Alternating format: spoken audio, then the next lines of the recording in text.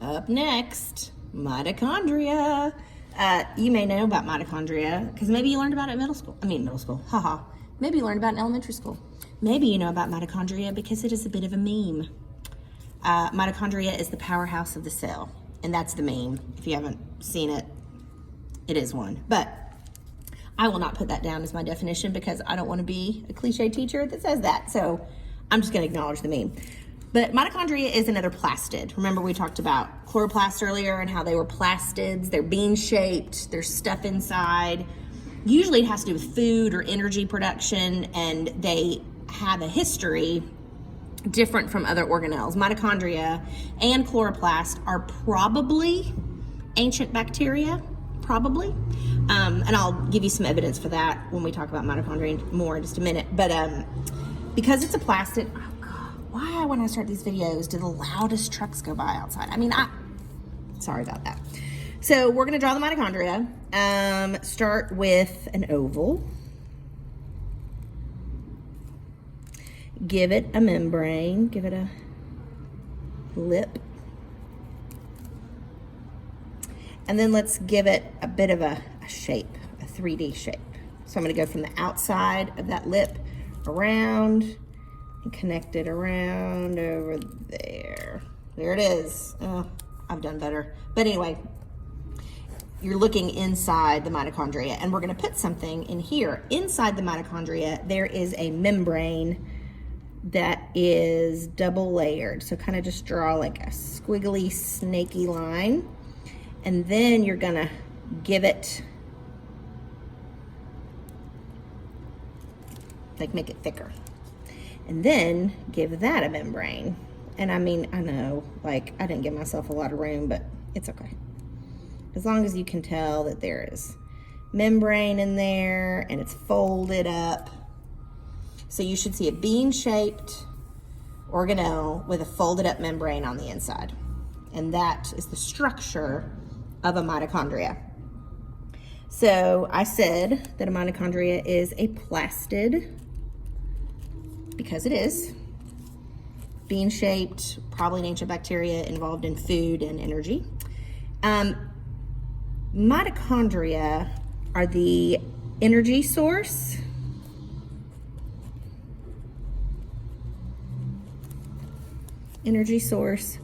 for a cell. This is where I'm not writing. God bless. Here it goes.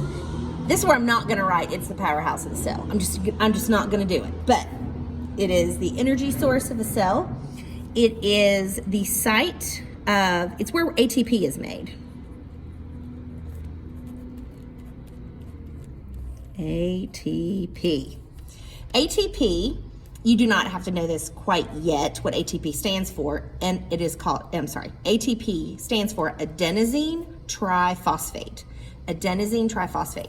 ATP is a molecule that mitochondria make inside the folds of that membrane in there that can come apart easily. It's adenosine tri, meaning 3 phosphates. The phosphates are like 3 little molecules that can kind of pop off. And then you have ADP, adenosine diphosphate. But anyway, when the phosphates pop off, they release a little energy. The bond is broken and it releases a little bit of energy. So ATP molecules are like little packets of energy that most organelles can take apart. They can pop off those phosphates and get a little boost of energy pretty easy. And so ATP provides the energy for the Golgi to fold and twist proteins, for the ribosome to make proteins, for the chloroplast to make glucose. For any cell process to happen, ATP provides the juice, provides the gasoline, provides the energy to make it happen. So ATP is made inside here. So mitochondria is the site where ATP is made. So the energy in a cell is ATP. That's what that is. That's the energy. Sometimes teachers will draw like little lightning bolts around ATP to like signify energy. I can't ever like draw lightning bolts, but if you're better at lightning bolts than me, then do it to it.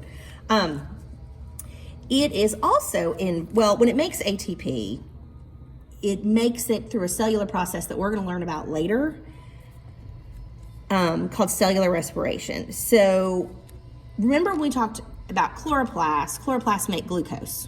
Remember that's the product of photosynthesis. Well, what you probably haven't talked about is, okay, so plants make glucose, but where does the glucose go? The glucose eventually ends up in here. So glucose, I'm going to write the whole sentence down. Mitochondria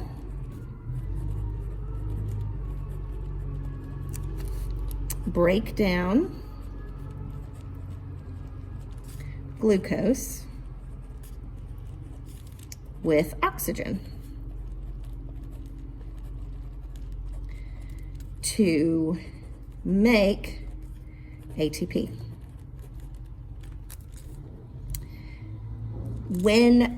You have mitochondria in every cell of your body.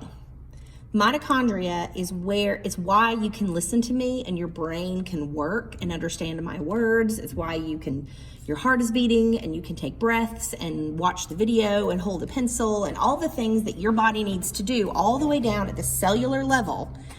You can't do anything in a cell without the ATP that comes from mitochondria. So that means your mitochondria have to make ATP. Your mitochondria breaks down the glucose that you eat with the oxygen that you breathe. So every single breath that you take and oxygen that goes into your body, it is because these little guys in your cells need it. The oxygen that you breathe and the glucose that you eat. Now, you're not going to go around and eat grass. That's not what I'm saying. But if you eat a plant or you eat an animal that ate a plant, you are getting glucose, or you're getting the parts of glucose that your body will then put together to make glucose to send to your mitochondria to make ATP so you can move. So when you're like, man, I need some food, I need some energy, you are literally, that's exactly what's happening. When you feel bad and you feel weak and you just need, those Snickers commercials, boy, they need a snack. They need some energy. Sugar is a lot of glucose and a lot of other sugars, but that's your mitochondria break down sugar with the oxygen that you breathe to give you energy. Now, the result of that, you have two waste products, CO2, which you're exhaling right now. Everybody take a big breath in, big breath out.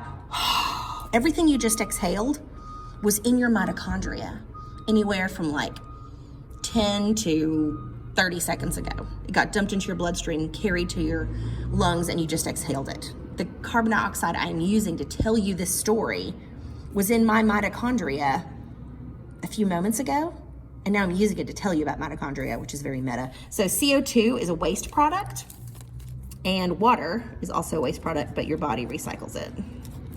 And this process is called cellular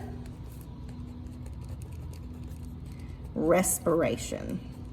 And if you recall from my welcome video or any of the other stuff I had at the beginning of the first few days, this cellular respiration is part of our very last module that we'll do together.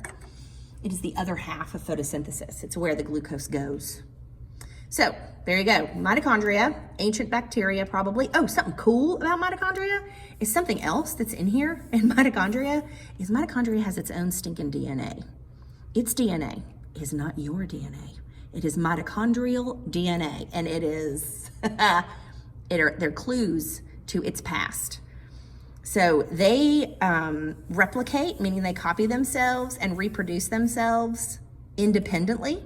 If your cells need a lot of energy, let's say if I were to zoom in on a muscle cell in your body, because muscle cells need a lot of energy, they'll have a whole bunch of mitochondria, because they are teeny, they're the size of bacteria, and they can sense when your cells need more ATP, they'll make more of themselves. So work out a whole lot.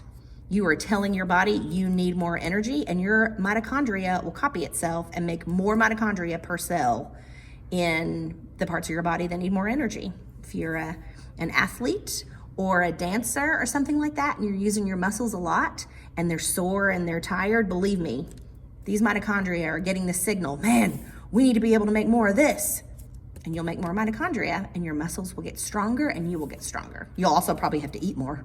You probably have to breathe a lot when you're working out because you have more mitochondria that needs to break down your food. But anyway, there you go. Mitochondria, rock star organelle right there.